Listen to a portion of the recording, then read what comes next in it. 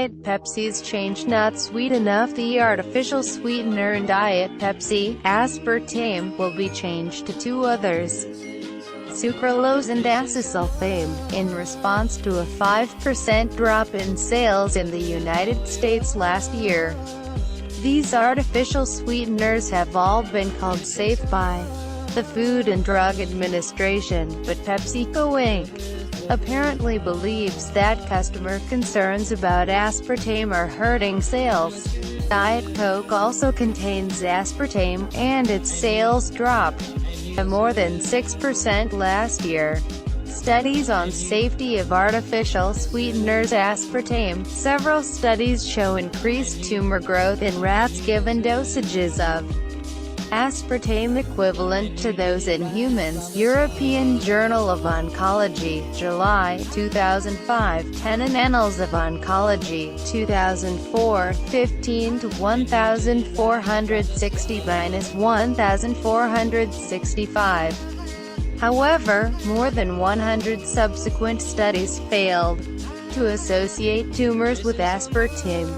People with a genetic disorder called phenylketonuria should not take it because lack the ability to break down byproducts of aspartame, sucralose. Most studies show that it is safe, even though an Italian animal study showed an association between sucralose and increased risk for leukemia. Aspartame. More than 100 studies show it is safe, even though one study shows that it increases insulin secretion, which suggests that it could increase risk for weight gain and diabetes. Hormone and metabolic research may increase risk for weight gain and diabetes. Artificial sweeteners appear to change the huge colony of bacteria in our intestines to favor the harmful bacteria that increase risk for diabetes and weight gain. Scientists fed 10-week-old mice drinks containing one of the following: saccharin, the sweetener in the pink packets of Sweeten Low; sucralose, the yellow packets of Splenda; aspartame, the blue packets of equal table sugar plain water. The amount of each given to the mice was equivalent to 4 diet sodas per day for a human.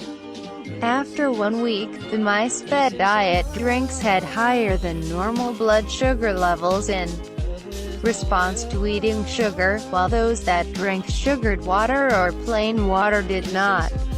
Saccharin, aspartame, and sucralose are chemically very different from each other, but they all cause the same abnormal rise in blood sugar. A high rise in blood sugar after eating sugar is called glucose intolerance, which is a marker for diabetes and increased risk for heart attacks. The scientists then gave antibiotics, ciprofloxacin, metronidazole or vancomycin, to the mice who had been given artificial sweeteners and found that this prevented the high rises in blood sugar.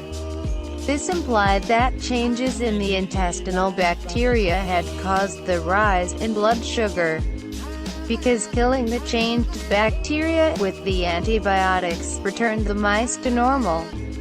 Then they injected intestinal bacteria from saccharin drinking mice into mice who had never had saccharin, and the mice developed very high blood sugar levels after eating sugar. DNA tests showed that the transplanted bacteria now lived in their intestines and were causing the same high rise in blood sugar that occurred in the mice fed artificial sweetener. Similar experiments on humans. The researchers then studied 381 people who were not diabetic and found that those who use artificial sweeteners regularly had a high incidence of high blood sugar levels after being fed sugar, and the bacteria in their intestines were also different from people who did not use artificial sweeteners. For 6 days they fed saccharin to 7 people who had previously avoided artificial sweeteners, and 4 of them developed high blood sugar levels. Next they injected bacteria from humans fed saccharin into mice intestines, and The mice developed high blood sugar levels after being fed sugar.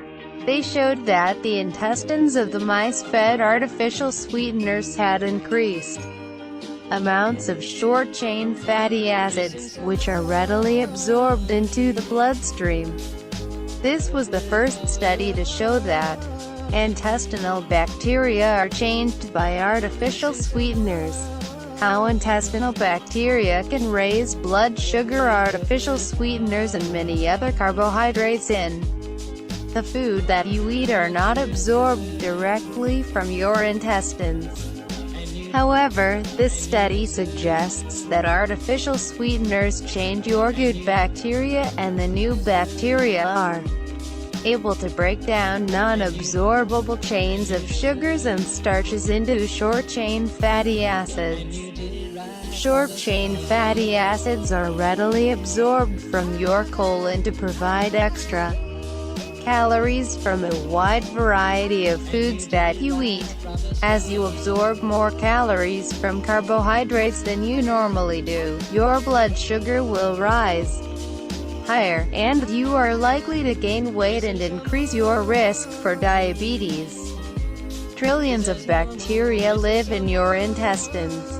You have more bacteria in your intestines than you have cells in your body. Research on gut bacteria is probably the hottest area of medical research today, under the umbrella of the Huge Human Microbiome Project funded by the U.S.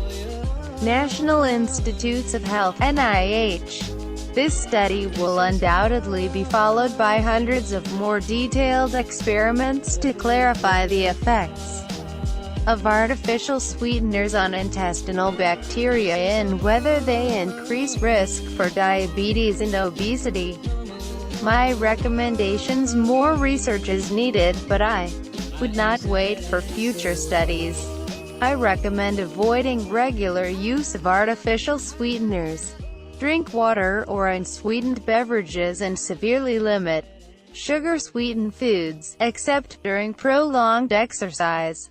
Gabe Merkin, MD, has been a practicing physician for over 50 years. He is board